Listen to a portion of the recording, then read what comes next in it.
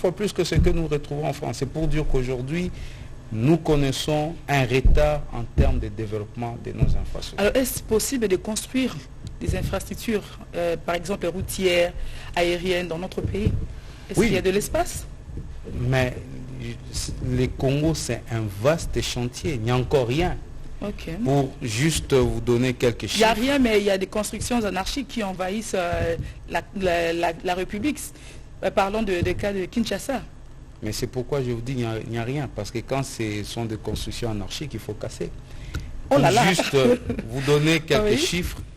Aujourd'hui, la RDC, en termes des infrastructures routières, nous n'avons que 2% des routes qui sont revêtues.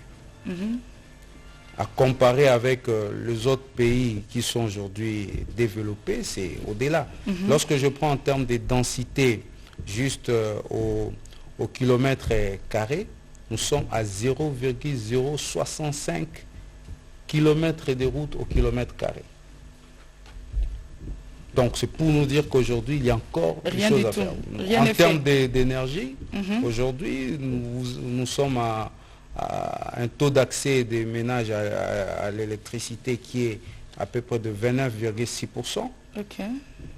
Lorsqu'on est en milieu, ça c'est le taux moyen, lorsqu'on est en milieu urbain, on est à 47%. Mais tenez-vous bien, en milieu rural, c'est 2%.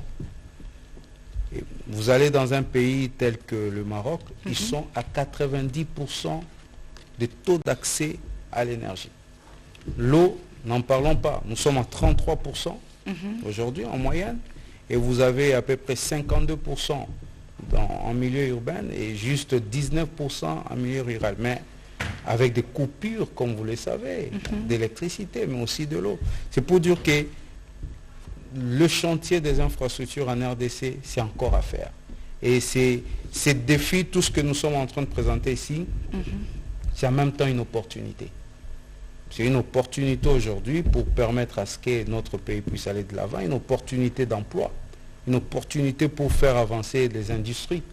Parce qu'on pourra mettre en place des industries. C'est ce qu'a fait la Corée du Sud, qui a investi massivement dans les infrastructures. Il a eu